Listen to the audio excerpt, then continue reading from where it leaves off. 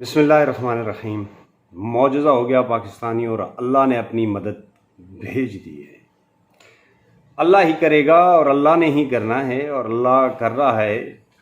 لیکن ایک بات یہاں بتا دیتا چاہتا ہوں کہ معجزات کا انتظار کرنے والی قوم، ہم معجزات کا انتظار کر رہے ہیں۔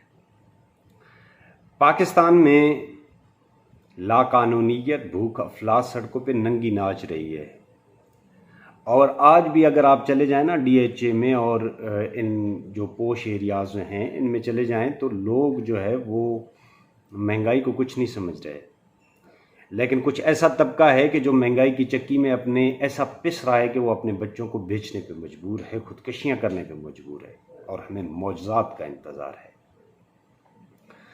ہم نے پاکستان میں وہ جرم دیکھے ہیں کہ جو جرم دنیا والوں نے لکھے اور دنیا والوں نے لکھ کے شرما گئے کہ اب اسے دنیا کے سامنے کیسے لے کے آئیں۔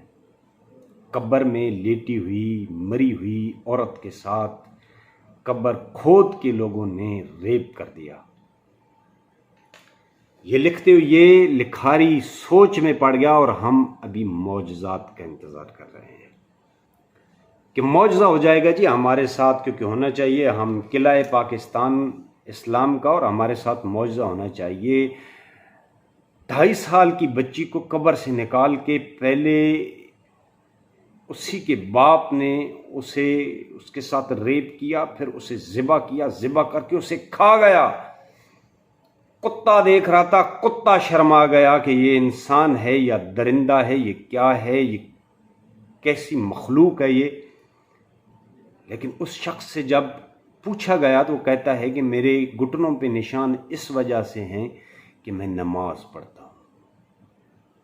ہم نمازی ہیں، ہمیں معجزات کا انتظار ہے کہ عمران خان کے ساتھ کوئی معجزات ہو جائے، کوئی معجزہ ہو جائے، کوئی ایسا کوئی فرشتہ نازل ہو جائے جو سارے اس جو چل رہا ہے اس کو لپیٹ دے، اور ایک ہماری جو دل کی خواہش ہے اس کے ساتھ عمران خان پھر پاکستان کا وزیر اعظم بن جائے۔ ایسا نہیں ہوتا۔ جب ٹیپو سلطان پہ فوج نے حملہ کیا تو ٹیپو سلطان وہ قلعہ تھا اسلام کا، اس وقت کی آپ کتابوں میں پڑھے کہ ٹیپو سلطان کا اللہ پہ توکل کیا تھا، اللہ سے کیسے مدد مانگتا تھا، کیا توکل تھا اس شخص کا اللہ کی ذات پہ، اور کیسے دنیا ڈرتی تھی اس پہ۔ جب اپنوں نے بغاوت کی اور قلعہ توڑ کے انہوں نے اندر داخل ہوئے تو معجزہ نہیں ہوا۔ اللہ چاہتا تو وہی قلعہ ان دشمنوں پہ گرا دیتا اور آسمان سے بجلی گرتی اور وہ دشمن سارے مر جاتے سلطان ٹیپو سلطان کے، لیکن ایسا کچھ نہیں ہوا۔ ہوا کیا کہ سلطان ٹیپو وہیں شہید ہو گیا۔ معجزہ ہونا ہوتا تو معجزہ ہوتا کربلا میں، اور 10ویں کے دن آ کے بارش ہو جاتی ان معصوم بچوں پہ کہ جو نواسہ رسول کی اولاد تھی، اور کربلا کے تپتے ہوئے صحرا میں 96 گھنٹوں سے پیاسے بلک رہے تھے، ہاتھوں میں پیالے لے کے بلک رہے تھے پیاس سے، اور جان ان کی نکل رہی تھی پیاس سے۔ اگر وہاں پہ بارش ہو جاتی، نہیں ہوئی بارش۔ ساتھ ہی پانی گزر رہا تھا، ساتھ ہی نہر فرات گزر رہی تھی۔ نہر فرات کو اللہ اشارہ کرتا، اللہ حکم دیتا نہر فرات کو، اور ان کے خیموں کے اندر سے گزر جاتی، خیموں کے اندر سے پانی نکل آتا باہر۔ معجزہ ہو جاتا، اولاد رسول کے ساتھ نہیں کیا اللہ نے، امتحان تھا۔ ہمارے ساتھ معجزے ہو جائیں، کیونکہ ہم شاید کوئی ایسی مخلوق ہیں کہ جو اس خطے میں جو پاک ترین مخلوق ہیں، ہم وہ ہیں، اس لیے ہمارے ساتھ معجزات ہو جائیں۔ ہمارے ساتھ معجزات ہو جائیں کیونکہ ہم نے سری لنکا میں فیکٹری کے اندر سیالکوٹ میں فیکٹری کے اندر ایک سری لنکن بندے نے، اسے علم نہیں تھا کہ اردو میں کیا لکھا ہوا ہے، اس نے ایک پوسٹر اتارا اور دنیا نے دیکھا کہ ہم نے اس شخص کا کیا درگت بنائی۔ پھر ہم نے اس کو جلایا بھی، ہم نے اسے مارا بھی، ہم نے اسے پھر گھسیٹا بھی۔ پھر دنیا نے دیکھا کہ وہ ہاتھ باندھ کے منتیں کر رہا ہے کہ میری جان کو بخش دے دے۔ لیکن ہمارے ساتھ معجزات ہونے چاہیے، ہم اچھی قوم ہیں۔ सियालकोट ही में फिर मुनीब और 2 हाफिज़ कुरान बच्चों के जो हाफिज़ थे कुरान के, उनके साथ क्या हुआ, उनको घसीटा गया, उन बिल्चों के साथ, बहड़ों के साथ उनके सरों पे मारा गया, उनकी बॉडी को जलाया गया, वो तड़पते रहे, उनको फिर रस्सी के साथ बांध के, उन्हें ट्राली के साथ बांध के पूरे उस चौक में घुमाया गया। रेस्क्यू की 112 का ऑफिस सामने था और पुलिस का ऑफिस सामने था, लेकिन क्या हुआ कि वहाँ पे बिजली के खंभे के साथ उनको उल्टा लटका के नीचे से उनके सरों को बेलचों के साथ मारते रहे। और हमारे साथ मौजज़ात होने चाहिए, क्योंकि हम बहुत अच्छी कौम हैं, हमारे साथ मौजज़ात होने चाहिए।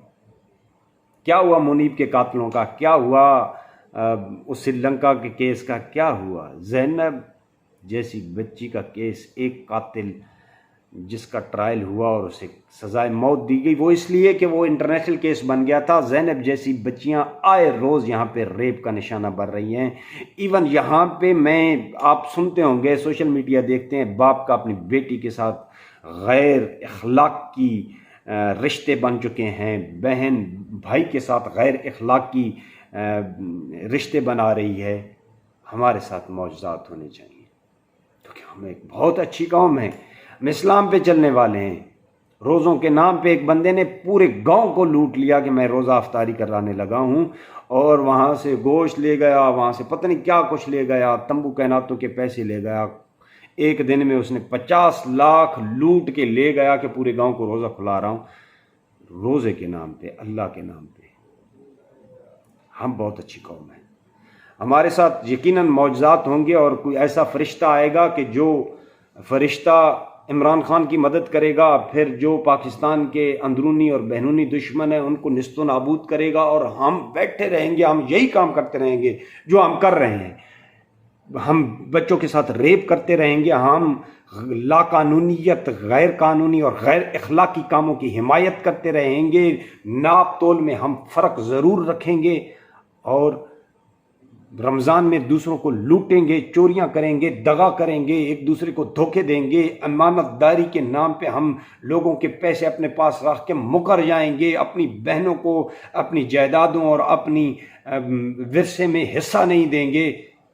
माँ बाप को हम मारेंगे, माँ बाप के साथ हम सलूक अच्छा नहीं करेंगे। लेकिन हमारे साथ मौजज़ात होने चाहिए कि पाकिस्तान ला इलाहा इल्लल्लाह के नाम पे बनाता है अल्लाह, हमारे साथ मौजज़ात ज़रूर होने चाहिए। मौजज़ा हमें चाहिए इस मुल्क में, मौजज़ा। हमने कुछ नहीं करना, अल्लाह की ज़ात करने वाली है, वो ही करेगी। सोचिएगा, मेरे चैनल को सब्सक्राइब भी कीजिए और लोगों तक ये मेरी बातें भी पहुंचाएं, ताकि हर बंदा अंदर से सोचे और ये समझे कि मैं हूं कसूरवार। तब तक के लिए इजाज़त।